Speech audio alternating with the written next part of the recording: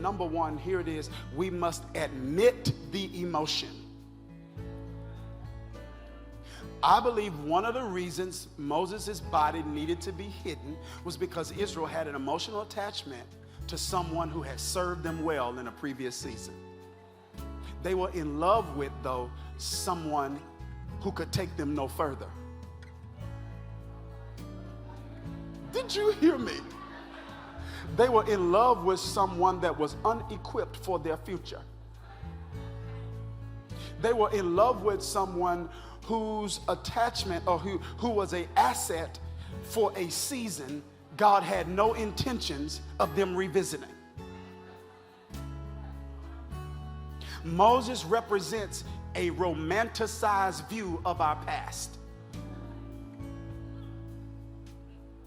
Because we have emotional attachments to our romanticized view of what we thought life should be like. When we think about the life we want, we only think about the romanticized version of that. When we think about, if it's a professional dream we have for ourselves, we only think about the increased income and the increased influence and the increased exposure. That's a romanticized view. We don't think about the increased pressure, the increased jealousy, the less margin that we have, the less free time that we have, the stress and the pressure, the volatility of that airspace. Am I making sense? It's this romanticized view. We got to admit the emotion. Here it is, because sometimes there is an emotional attachment to the life we thought we wanted. And when we want something real bad, that feel like God.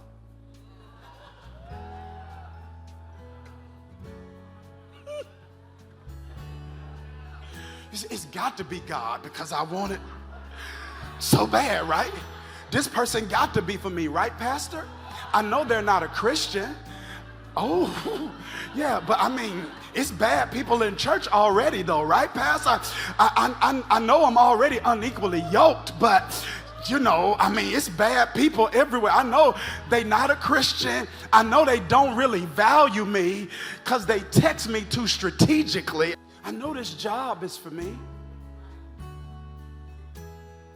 And the danger of being overly emotionally attached is when we are highly emotional in any way, it impairs our discernment.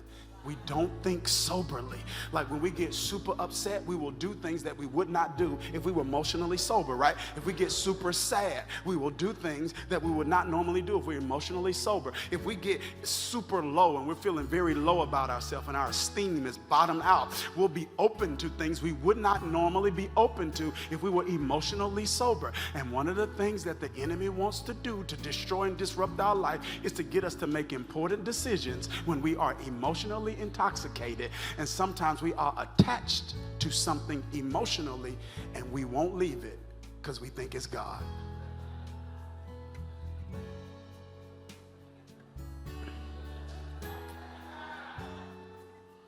You're like, I want this so bad for me. I know God wants this for me.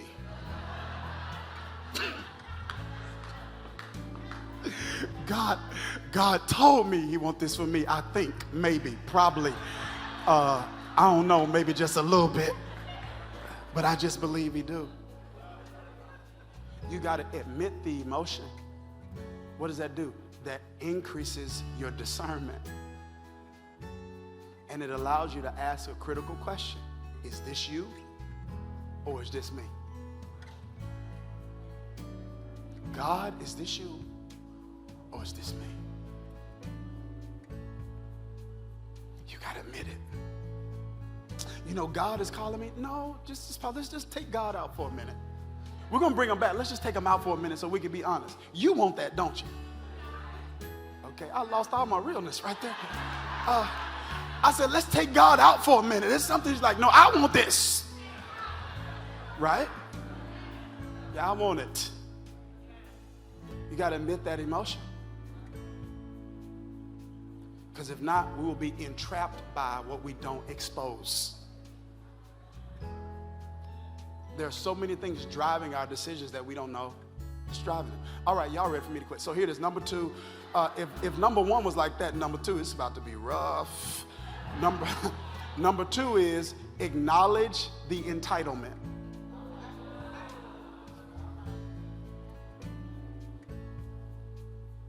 Now, these were Hebrew people, so it's all different types of hues and all different types of personalities, and it's just an amalgam of people. Someone wanted an answer for what happened to Moses. Like Jesus, where's Moses? Right? Come on. With all of those different types of people and genders and origins and background, somebody had an attitude when Moses didn't come back. Yeah, I need some answers up in here. I need some answers. Where's Moses? I need to know where Moses is. Somebody need to tell me something. I can't believe Moses just abandoned us like this. I mean, I've been with Moses 40 years. I walked with Moses. I am owed an answer. I deserve an answer. And God's like, wait, time out. You want to talk about what you deserve?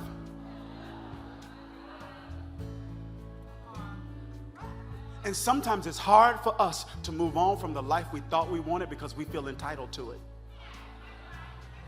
We feel like it's owed to us. God, you owe me. And God's like, time out. You want to talk about what I owe you?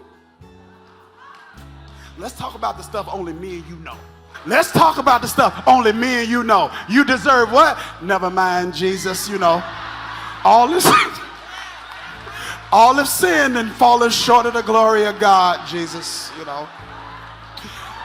I'm just a nobody trying to tell everybody about somebody that can save anybody.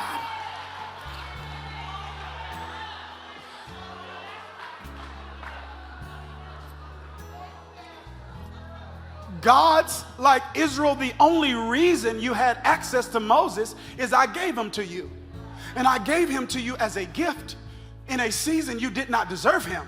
You were in Egypt and you weren't even worshiping me. I sent him and told him to tell Pharaoh to let you go so you could worship me. So you were at your worst and I gave you my best. And now that you are better than you were, you have forgotten how you used to be. And now you feel entitled to a gift. I'm smart enough, I'm gifted enough, I'm talented enough, I'm better than this person, better than that person, and I should be here. I was like, no, entitlement. Entitlement comes when we're thinking about and focusing on, watch this, I don't have what I do deserve. I deserve what I don't have. That's entitlement. I don't have it, but I deserve it. That's entitlement.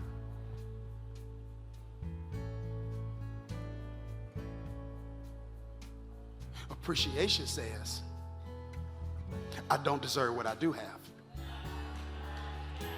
And appreciation is the antidote to entitlement.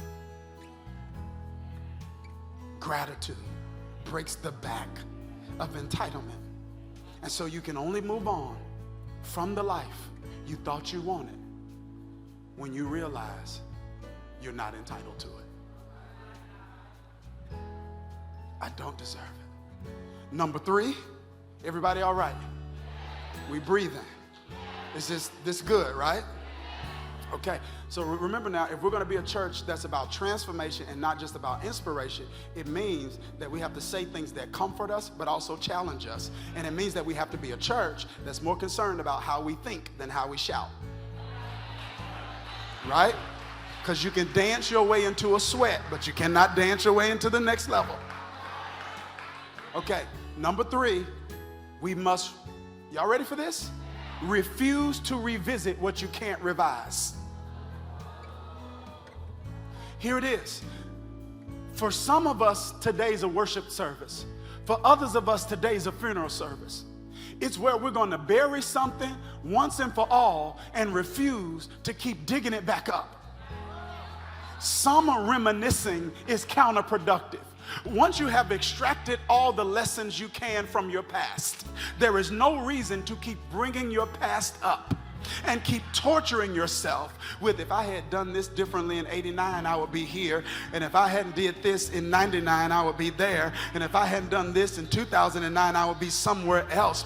You keep revisiting what you can't revise. And that is the enemy, who is the accuser of the brethren, using your past as a weapon against you to keep us from getting to our future, because he's using, watch this, he's using our mistakes to keep us in a maze of misery.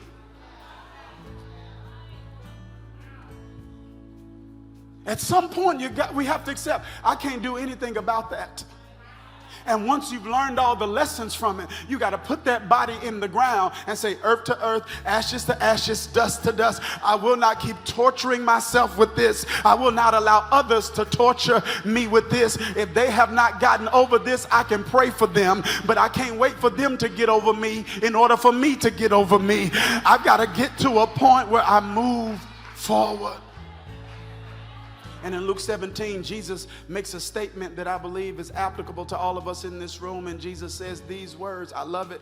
He's talking to people who have an issue moving forward. And he says in Luke 17:32, remember Lot's wife. That's all he said. Remember Lot's wife. There's a wife of a man named Lot in the Old Testament. And they were leaving this town that was being destroyed. And God gave them specific instruction. It's a metaphor. Don't look back. And the Bible says that Lot's wife looked back and she turned into a pillar of salt, because you can't run forward and backward at the same time.